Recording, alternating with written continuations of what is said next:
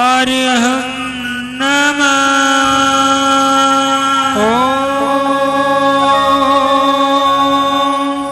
अरिहं नमः।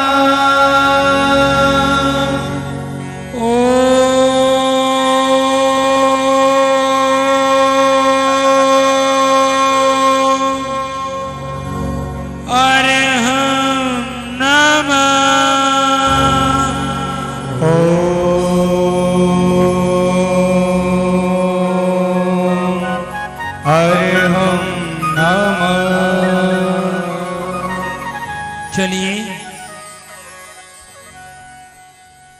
कराओ आगे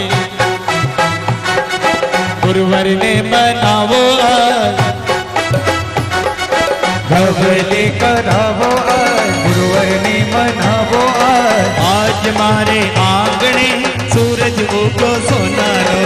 आज मारे आंगणे सुवाले अमे नेशुअंतर अजवाड़ी अमे नेशुवरना अजवाले रोड़ा मांडवड़ा बंधावो मारे तोरणिया बंधावो मातनिया मनाओ गरबे तोरणिया बंधाओ। ए तो आव्या रे ए तो आव्या रे अवसरे आनंदना। ए तो आव्या रे अवसरे आनंदना।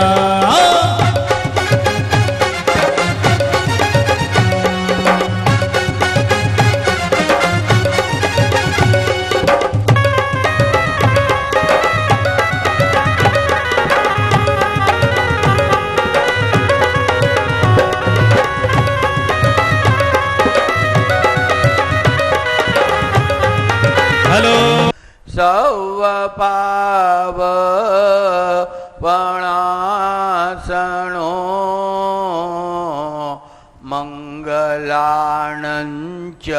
सौविसिं परमं वै मंगलं परमं हवै मंगलम्।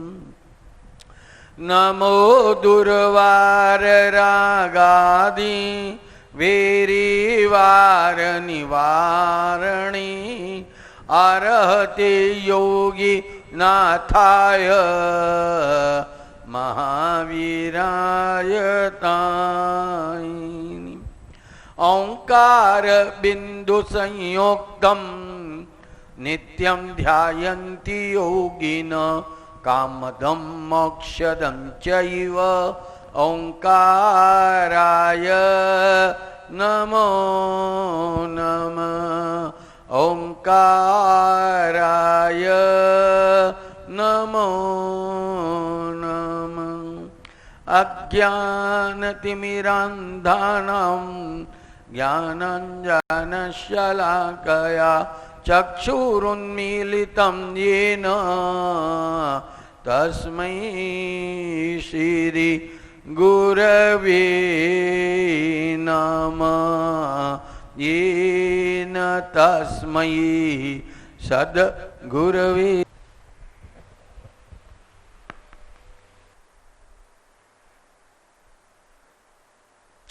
परम ज्ञानी आप्त पुरुष पूज्य पाद आचार्य भगवान रत्न शेखर सुरेश्वर जी महाराजा अरिहंत आदि जो 9 पद है उन 9 पदों का अपने हृदय रूपी कमल में बड़ी तल्लीनता से और बड़े एकाग्र भाव से वे अरिहंत आदि 9 पदों का वे ध्यान धरते हैं। उस ध्यान के द्वारा उन्होंने जो अनुभूति की उस अनुभूति के आधार पर वे अरिहंत आदि 9 पदों की महिमा आपको और हमको समझा रहे हैं। श्रीपाल और मेणा ने अपने जीवन के अंदर जो सुख, संपत्ति, समृद्धि और शांति उन्होंने अपने जीवन के अंदर पाई, वो कैसे पाई? सिद्ध चक्र की आराधना करके, नौकार की आराधना करके उन्होंने सुख, संपत्ति और समृद्धि अपने जीवन के अंदर पाई। पर वह श्रीपाल और मेणा जिन्होंने इस नौकार की, सिद्ध चक्र की, 9 पदों की आराधना अपने जीवन के अंदर की, पर उनकी आराधना एक अद्भुत आराधना थी। उन्होंने वो सिद्ध चक्र में रहे हुए अरिहंत आदि जो 9 पद है, उन 9 पदों से उन्होंने अपनी चेतना का संबंध स्थापित कर लिया था।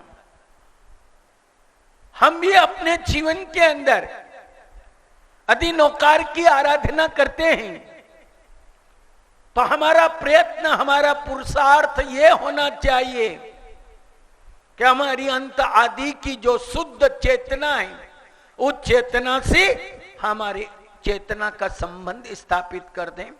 और जिस दिन आपका और हमारा उस अरिहंत आदि से, उनकी चेतना से जब संबंध स्थापित हो जाएगा तो आप और हम भी अपने जीवन के अंदर वो सुख, वो संपत्ति, वो समृद्धि, वो आनंद, वो प्रसन्नता हम अपने जीवन के अंदर प्राप्त कर सकते हैं। तो यहां 9 पदों की प्रवचन माला चल रही है। हमने अरिहंत, सिद्ध, आचार्य, उपाध्याय और साधु, हमने इन 5 पदों की हम यहां प्रतिदिन चर्चा कर रहे हैं। और मैंने आपको बताया कि 2 देव तत्व हैं और 3 गुरु तत्व हैं। और गुरु तत्व के अंदर महत्वपूर्ण यदि कोई पद है तो वो पद कौन सा है ओटरमल जी? साधु पद। साधु पद बड़ा महत्वपूर्ण है। और इस साधु पद पर हमने 2 दिन पहले आपको यह बताया था कि साधु किसे कहते हैं, साधु होते कैसे हैं, साधु का जीवन क्या है, इन पे अपनों ने चर्चा करी थी। और हमने आपको यह बताया कि द्रव्य से, क्षेत्र से और काल से और भाव से किसी प्रकार की ग्रंथियों का अपने जीवन के अंदर नहीं रखता, कोई प्रकार की पकड़ और गांठ अपने जीवन के अंदर नहीं रखता। द्रव्य से, क्षेत्र से, काल से, भाव से ऐसी आत्मा अपने जीवन के अंदर क्या बनती है? निर्ग्रंथ बनती है। निर्ग्रंथ बनना है तो गांठ रहित होना अत्यंत जरूरी है। ये मैंने एक व्याख्या की थी। दूसरी व्याख्या मैंने आपको ये बताई थी कि जो साधना करे वो साधु, जो सहन करे वो साधु, और जो सहाय करे, सहयोग करे वो साधु। ये व्याख्या हमने समझी है। परंतु आपको यह कहना चाहता हूं कि ये व्याख्या हमारे शास्त्रों में है और अनादिकाल से ऐसी अनेक आत्माएं हुई हैं, महापुरुष हुए हैं कि जिन्होंने अपने जीवन के अंदर इस प्रकार की साधना अपने जीवन के अंदर की है। परंतु 2500 साल हो गए भगवान महावीर के शासन को, और 2500 साल से ये जो संघ चल रहा है, और इस 2500 सालों में ऐसे अनेक झंझावात आए, अनेक प्रकार के आपदाएं आई और 12 साल तक दुर्भिक्ष बढ़ा और उस दुर्भिक्ष के अंदर साधना करते करते हुए कई साधु आत्माओं ने अपने जीवन का त्याग कर दिया। इतना सब कुछ होने के बाद ये भगवान महावीर का धर्म जो आप तक पहुंचा है और आज तक जीवंत है, तो उसके अंदर योगदान किसका है? साधुओं का योगदान। साधु नहीं होते तो ये महावीर का धर्म आज दिन तक आप तक और हम तक नहीं पहुंच। महावीर का जो संग चल रहा है उसका आधार यदि कोई है तो वो क्या है? साधु पद। ये साधु पद महामूल्यवान है, परंतु साधु पद की जो मैंने व्याख्या की है उस व्याख्या को सुन करके आप ये मत समझ लेना कि वर्तमान के अंदर साधु नहीं रहे। ये धारणा, ये भ्रांति आप अपने जीवन से दूर कर देना। आज भी हमारे जिन शासन में ऐसी अनेक आत्माएं हैं जो अपने जीवन के अंदर साधना आराधना अपने जीवन के अंदर कर रही है। हम साधुता के प्रेमी बनना है और जो साधुता का प्रेमी बनता है वही जीवन के अंदर पाता है अति अरिहंत आदि 9 पदों की आराधना करने वाला आराधक साधु पद की आराधना करे तो उसको कैसा होना चाहिए? साधु पद का आराधक कैसा होना चाहिए? ज्ञानियों ने कहा है कि साधु पद का आराधक अपने जीवन के अंदर साधुता का प्रेमी बन जाए। क्या बन जाए?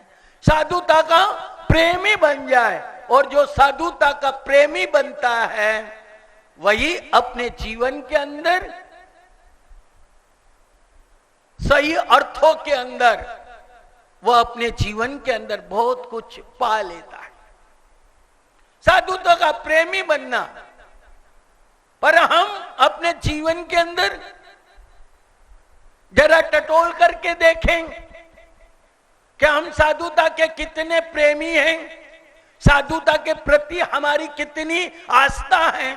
यदि इसको अवलोकन करें अंतर आत्मा में तो हमें ज्ञात हो जाएगा।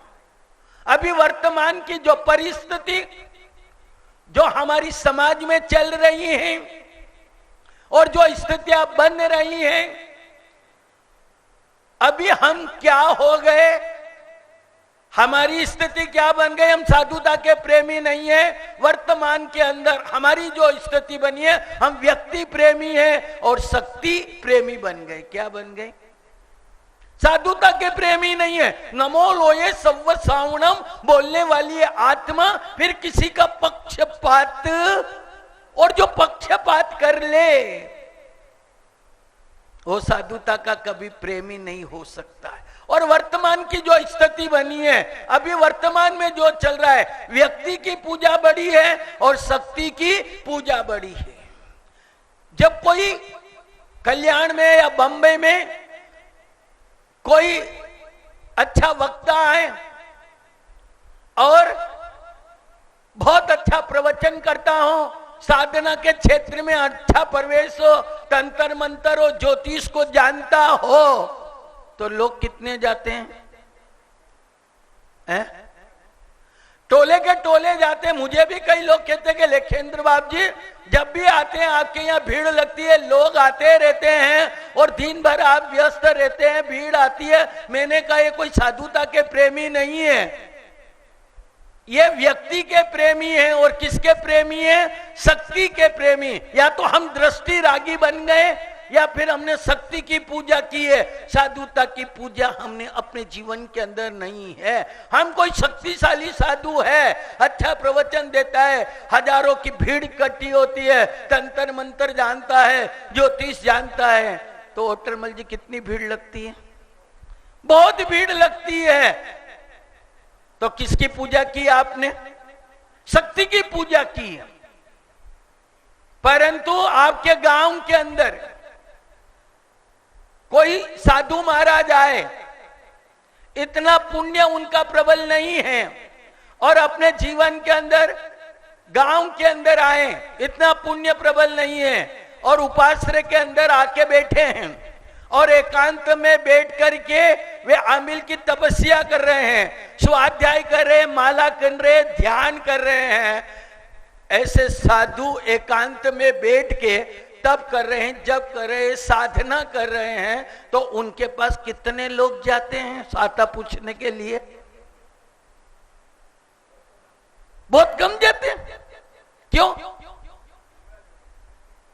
क्यों जाते हैं? आप साधु तक नमो ओम भीम नमो लोये सव्व सावणम बोलने वाला व्यक्ति मात्र शक्ति की पूजा करे, व्यक्ति की पूजा करे, वो अपने जीवन के अंदर पा नहीं सकता। सिद्ध चक्र का आराधक, नौकार का आराधक व्यक्ति प्रेमी नहीं होता है और शक्ति प्रेमी नहीं होता है। वो किसका प्रेमी होता है? साधुता का प्रेमी होता है। वो एकांत में बैठ रहा है, स्वाध्याय ध्यान कर रहा है, कोई लोग उसके पास नहीं जाते हैं। इसका मतलब ये हुआ कि आप साधुता की पूजा अपने जीवन के अंदर नहीं करते। हमारे जीवन के अंदर साधुता का प्रेमी बनना है, साधुता की पूजा करना है, और नौकार का आराधक पक्षपाती नहीं होता है।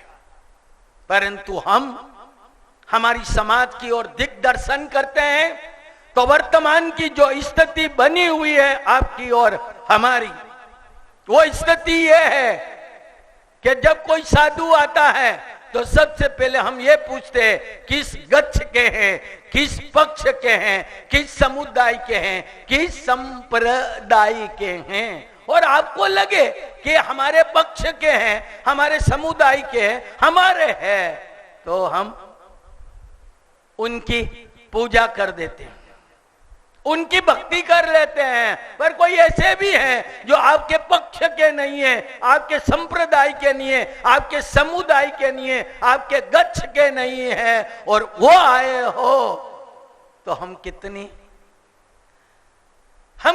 भक्ति करते हैं। हम कुछ नहीं करते, ध्यान भी हम नहीं देते हैं। अभी कुछ 20 साल पहले हमारा मेहसाणा और ऊंझा के बीच में 2 साध्वी जी का एक्सीडेंट हो गया। 8-10 साल पहले की मैं आपको बात बता रहा हूं कि हम कितने दृष्टिरागी हैं, हम कितने संप्रदायवादी हैं, हम कितने गच्छ प्रेमी बन गए हैं कि हमारे पास साधुता नाम की, साधुता के प्रेमी हम नहीं बन पाए, और नौकार का आराधक अपने जीवन के अंदर नमो लोये सव्व सावणम बोलता है, फिर उसके भीतर हमारा और तुम्हारा कोई भाव नहीं रहता है। आम का और माम के भाव को भूल जा। साधु जी का एक्सीडेंट हुआ और समाचार मेहसाणा के जैन संघ की जो शिव मंदिर स्वामी की पेड़ी है वहां मिले। अब दोनों साथी का एक्सीडेंट हो गया, दोनों साध्वी जी वहां मर गए और सड़क पर उनकी लाशें पड़ी हुई है। पेड़ी पे समाचार आए पर किसी ने उनका ध्यान नहीं दिया। हमारे पारसमल जी सालेचा बाकरा वाले, वो और उनकी वाइफ उधर से गुजरे, मारवाड़ से आ रहे थे बंबई अहमदाबाद आने के लिए, और वहां 2 साथियां रो रही थी, 2 की लाश पड़ी हुई थी, दोनों रो रही थी। कोई गाड़ी रोकने के लिए तैयार नहीं था। वहां कई लोग गुजरे, आए गए, 2 लाशें पड़ी, साथिया लाश के वहां पर रो रही है, पर कोई भी रोक करके हेल्प करना या सहयोग करने वाली बात नहीं थी। पारसमल जी साले से वहां से गुजरे और वहां उतरे और उन्होंने देखा कि 2 साध्वी जी की मृत्यु हो गई, 2 साध्वी जी रो रहे हैं। तो उन्होंने कहा कि चलो मैं मेहसाणा जाता हूं और पेड़ी पे जाके बोलता हूं। वो वहां से चले और पेड़ी पे आए, और पेड़ी पे आकर के ऑफिस में आके ये कहा कि 2 साध्वी जी का एक्सीडेंट हो गया है और वहां उनकी लाशें पड़ी हुई और 2 साध्वी जी हैं, तो आप जल्दी से जल्दी कुछ न कुछ उनकी चिकित्सा की या ऐसी कोई व्यवस्था जल्दी से जल्दी कराओ। तो मुनीम ने कहा कि मैं ट्रस्टियों को फोन करता हूं, ट्रस्टियों को फोन करता हूं।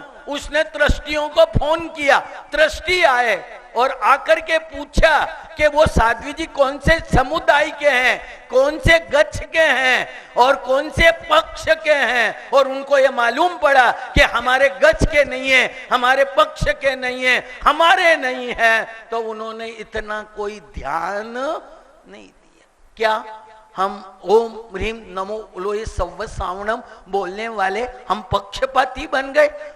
ज्ञानी ये कहते हैं कि नौकार का आराधक कभी पक्षपाती नहीं होता है, कभी संप्रदायवादी नहीं होता है, और नौकार का आराधक जो होता है वो गुण अनुरागी होता है। इसलिए हमारी समाज के परिस्थितियां बड़ी गंभीर हैं। हम भले नमो लोए सव्व सावणम का पाठ करने वाले, क्या हमने कभी ये सोचा है? नहीं सोचा। सोचना पड़ेगा इसके लिए। तो नौकार का जो आराधक होता है वह क्या होता है? हमेशा साधुता जहां दिखती है, क्या दिखती है? साधुता जहां नजर आती है वहां वो क्या करता है? नमस्कार कर। जहां उसको साधुता दिख जाए, साधुता का प्रेमी कभी भी पक्षपाती न होकर के नमो लोए सव्व सावणम सर्व साधुओं को नमन करने वाला व्यक्ति कभी भी दृष्टिरागी नहीं होता है, व्यक्तिवादी नहीं होता है और शक्तिवादी नहीं होता है। इसलिए हमारी समाज के अंदर कई लोग कहते हैं अरे साधुओं के अंदर अभी तो कुछ नहीं रहा, साधु में अब कोई क्रियाएं नहीं रही, साधु तो दिखाई नहीं देते। शास्त्रों में तो ऐसा ऐसा लिखा है साधुओं के लिए। साधु पद का प्रवचन कोई साधुओं की बुराई करने के लिए या साधुओं की निंदा करने के लिए नहीं है। वर्तमान के अंदर भी ऐसी परिस्थितियां हमारी छाई हुई हैं, और इस भौतिक वातावरण के अंदर जहां वासनाओं का वातावरण है, जहां मनोरंजन का वातावरण है, जहां का वातावरण इतना गंदा है, और उस गंदे वातावरण में रह करके साधना करना इस वर्तमान काल के अंदर अति मुश्किल है। फिर भी हमारी समाज के अंदर ऐसी कई आत्मा है, ऐसी परिस्थिति के अंदर भी आज भी वे साधना आराधना अपने जीवन के अंदर कर रहे हैं। परिस्थितियां इतनी गंभीर होने के बाद भी आज भी कई आत्माएं साधना आराधना अपने जीवन के अंदर कर रही है।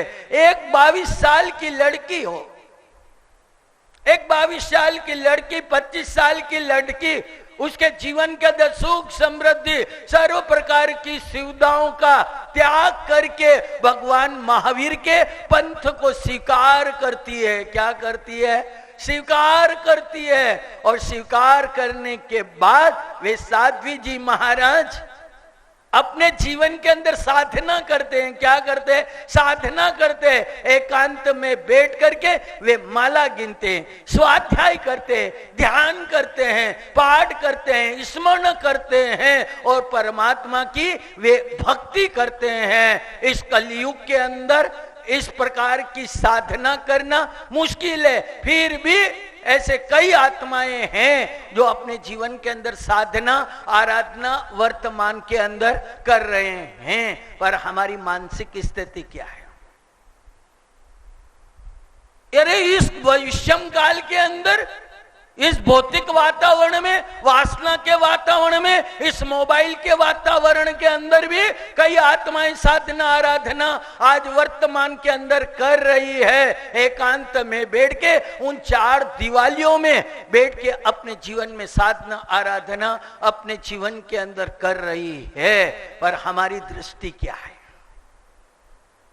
हमारी दृष्टि को देखना पड़ेगा कि वास्तविक हम साधुता के प्रेमी हैं या नहीं। इस वर्तमान के अंदर कई आत्माएं हैं जो जीवन के अंदर पंच महाव्रतों का पालन कर रही है। क्या कर रही है? पंच महाव्रतों का पालन कर दिया। अहिंसा, सत्य, अचौर्य, ब्रह्मचर्य और अपरिग्रह जैसे महाव्रतों को आज भी जीवन के अंदर पालन और साधना कर रही है। और इस वासना के वातावरण के अंदर रह करके ब्रह्मचर्य का पालन करना अति मुश्किल है, फिर भी कर रहे हैं। ऐसी कई हमारी आत्मा मौजूद है और 25-25 साल तक घरों में रही, संयम जीवन को स्वीकार कर लिया, साधना आराधना अपने जीवन के अंदर करती है। गोछरी लेने के लिए जाती है वो साध्वी जी, और गोछरी लेने के लिए जाती है तो महीने में 15 से 20 दिन इस प्रकार की गोछरी आती है। और जैसी भी आती है, बिना ठिकाने की, बिना स्वाद की, जो भी आती है,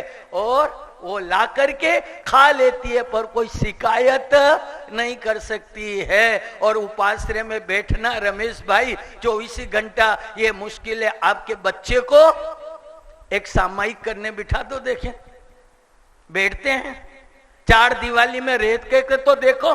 पर आज वर्तमान में हजारों साधु साध्वी उन उपासना में बैठ के साधना आराधना अपने जीवन के अंदर कर रहे हैं। मुझे अभी थोड़े दिन पहले एक व्यक्ति मिला,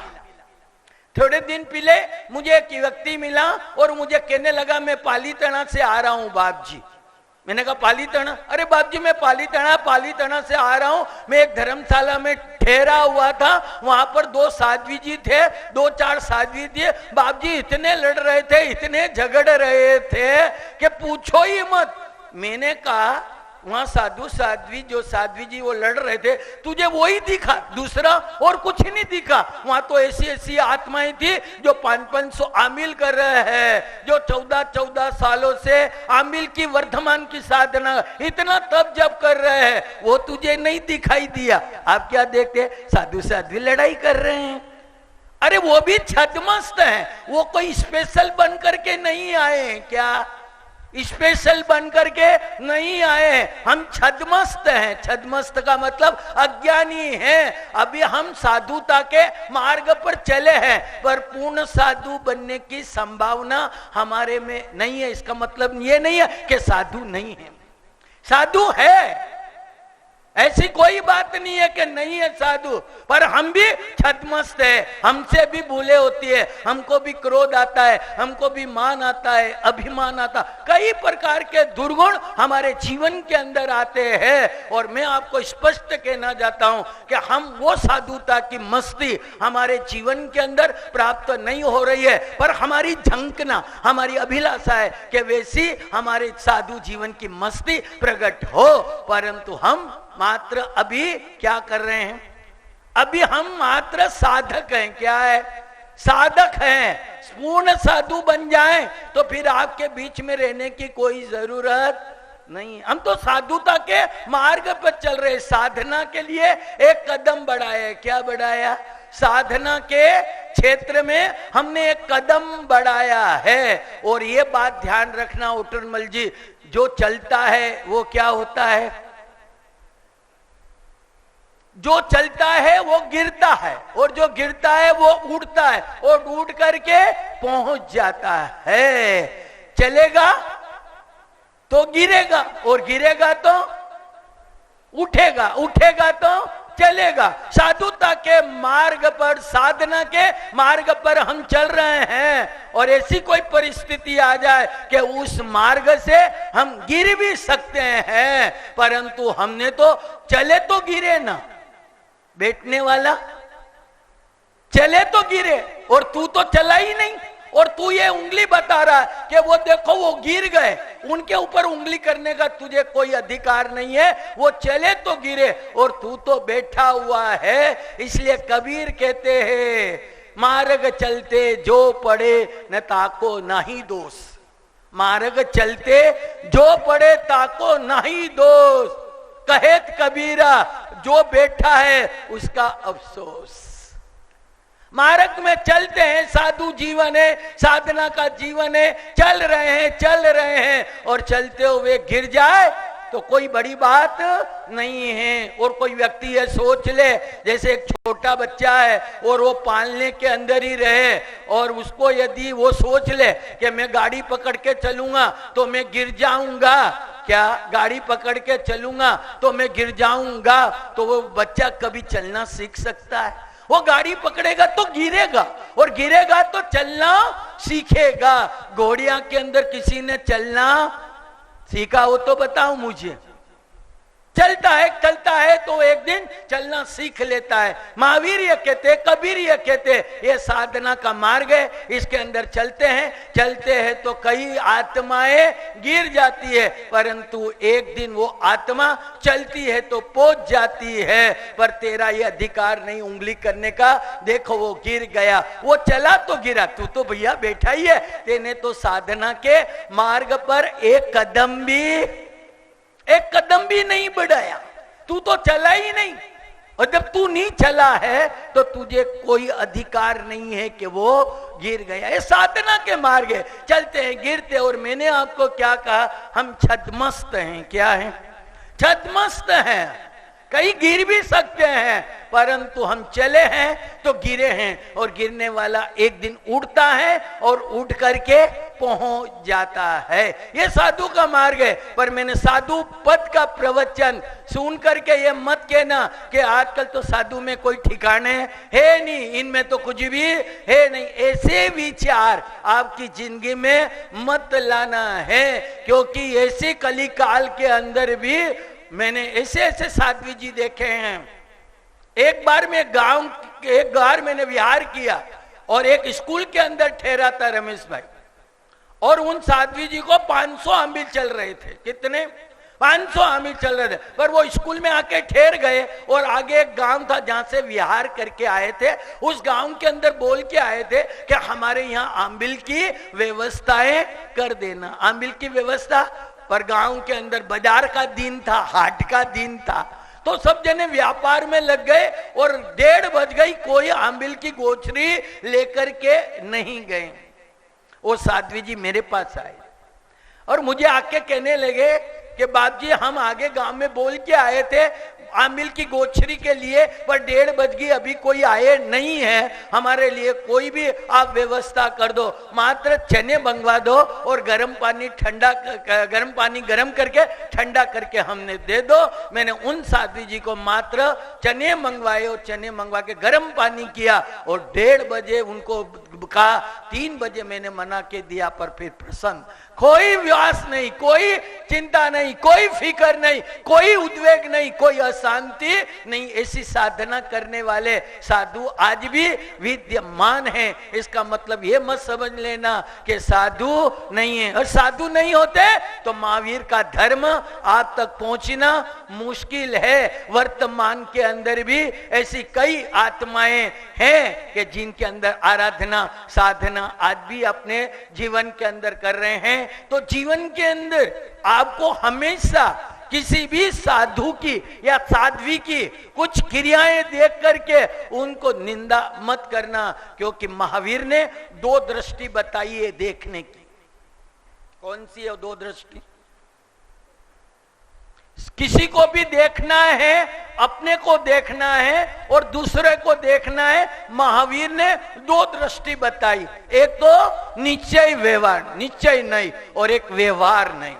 निश्चय नहीं से अपने को देखना है कि मेरी स्थिति क्या है, मैं क्या हूं, मैं क्या कर रहा हूं और मेरा जीवन कैसा है। वो निश्चय दृष्टि से अपने आप को देखना और लगे कि यार मैं अपने जीवन के अंदर मेरी स्थिति बड़ी विकट है और मेरी स्थिति वो नहीं है जो होनी चाहिए, परंतु उसको कड़क निगाह से देखे कि मैं अपने जीवन में जो कर रहा हूं ये मेरा अच्छा नहीं है। ये निश्चय नहीं से अपने को देखना और व्यवहार नहीं से दूसरे को देखना। क्या देखना? दूसरे व्यक्ति को देखना। कि और किस दृष्टि से देखना कि कोई व्यक्ति है और वो थोड़ी साधना आराधना अपने जीवन में कम कर रहा है, तो हम उसको व्यवहार दृष्टि से देखना कि भाई इनका कोई उदय काल है, ये छद्मस्त है और इनकी स्थिति वो करने की नहीं है, बाह्य दृष्टि से देखना। परंतु अंतरंग दृष्टि अपने आप में अलग होती है। अपने आप को देखना है तो नीचे दृष्टि से देखना, दूसरे को देखना है तो व्यवहार दृष्टि से देखना, तब जाकर के हम साधुता के प्रेमी बन जाना है। साधुता के प्रेमी बनना है जीवन के अंदर। नौकार का आराधक पक्षपाती नहीं होता है, संप्रदायवादी नहीं होता है, गच्छवादी नहीं होता है। यदि हो जाए तो फिर आप ये बोलना नौकार को थोड़ा सुधार देना। क्या सुधारेंगे? हमारे ज्ञानियों ने बड़ी महत्वपूर्ण बात, क्योंकि उनको मालूम था, हमारे ज्ञानियों को मालूम था कि ये पांचवा पद बड़ा गड़बड़ी वाला पद है, इसलिए सर्व अरिहंताणम नहीं का, सर्व सिद्धाणम नहीं का, सर्व आयरेणम नहीं का, सर्व उज्जायणम नहीं का, परंतु ये पांचवा पद जो साधु पद है, ज्ञानियों ने इसको क्या बोला? नमो लोए सव्व साउणम।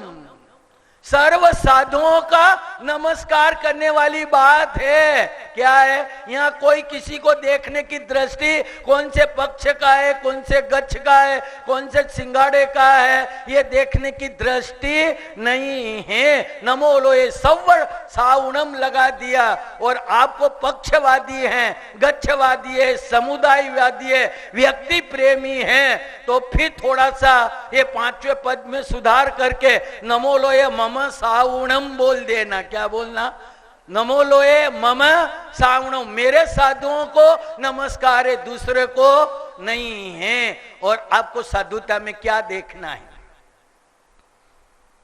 क्या देखना? कि इतनी चीज झुके तो आपको नमन करना है, वंदन करना है। और आप रोज बोलते हैं उस सूत्र को, कोई दिन खाली नहीं जाता है, रोज बोलते हैं। साधुओं की व्याख्या बताई कि साधु किसे कहते हैं? साधुओं की व्याख्या उनमें ये चीजें हो तो वंदन करना। और हम रोज बोलते हैं प्रतिक्रमण में जिसका नाम है अढ़ाई जिस, क्या है इसको आप क्या बोलते हैं? मुनि वंदना सूत्र बोलते हैं। आपको आता है ना? पक्का आप रोज बोलते हैं, रोज प्रतिक्रमण बोलते हैं। अढ़ाई जेसु दिवस मुद्देसु 15 कम्ब भूमिसु जावंती के उसाहु रण गुच्छ पड़ी धारा पंचमह वही धारा 18 सस शिलिंग धारा अख्वय आर चरिता ते सव्वे सिरसा मनसा। इसका अर्थ क्या है होटल? अब ये बहुत समझने वाली बात है। हम रोज मुनि वंदना करते हैं साधु की, हमारी शास्त्रों में वाक्य अढ़ाई जेसु, अढ़ाई दिक के अंदर विचरण करें। अढ़ाई जेसु 15 से कम 15 जो कर्म भूमि, अढ़ाई जेसु अढ़ाई दिक के अंदर, और 15 से 15 कर्म भूमि, 15 कम भूमि से जावंती किसाऊ। जो भी साधु है, कोई भी साधु है, क्या है? जावंती के रैण पुच्छ धारा, जिनके अंदर रैण गुच्छ पड़िग धारा, रैण गुच्छ पड़िग धारा, क्या है? रैण गुच्छ पड़िग धारा, जिनके हाथों के अंदर भगवान महावीर का वेश है। और क्या है? रैण गुच्छ पड़िग धारा, मतलब जिनके हाथों में ओगा है। व्याख्या कर रहे हैं अढ़ाई दिक के अंदर विचरण करने वाले, 15 कर्म भूमि में रहने वाले जावत जीवन साधुओं को रैण गुच्छ पड़िग धारा, जिनके हाथों में ओगा है महावीर का वेश, रैण गुच्छ पंच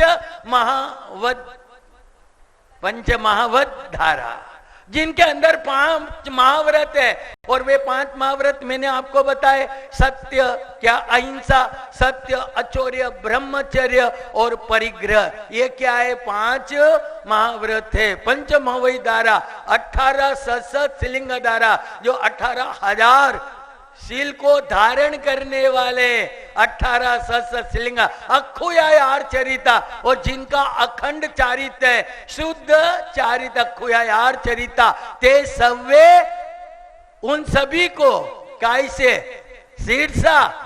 शीर्ष झुका के और मनसा, मतलब मन से मैं क्या करता हूं? नमस्कार करता हूं। यहां कोई साधु का नाम है? कोई है यहाँ? क्या मेरे साधु?